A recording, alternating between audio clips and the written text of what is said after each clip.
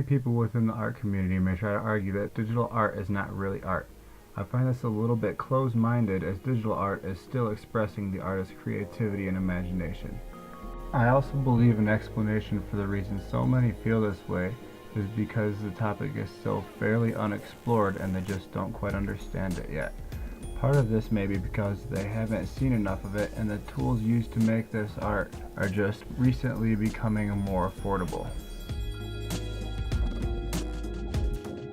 In 2012 at the Coachella Music Festival, a 3D imaging project made its debut on stage, projecting a lifelike image of deceased rapper Tupac Shakur. Nobody had ever seen anything as revolutionary as this, so the audience minds were immediately blown away. It is sad to say, however, that the company shortly after was forced into bankruptcy. The project was still just too costly for this time.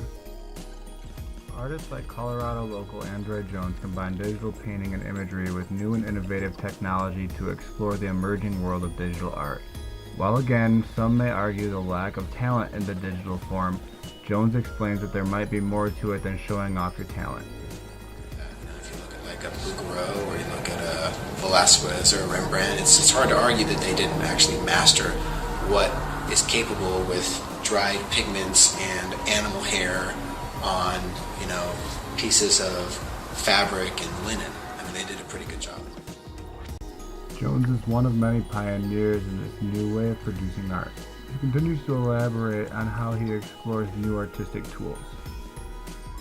A lot of the programs that I use them in ways that they weren't intended for. I'll use different programs together. I appreciate this tool set that's created, that people spent a lot of their lives and time creating these platforms without the full expectations of what was going to be. I think that's the true purpose of a tool, is to put it out there and know that you've created something that will go beyond how you imagine it being used.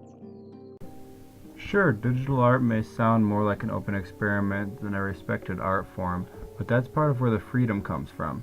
Rather than neglecting or pushing away artists like Android Jones, it is important to encourage them to continue experimenting with 3D imagery and lighting, as well as other forms of digital media, because they are supporting the development of technology.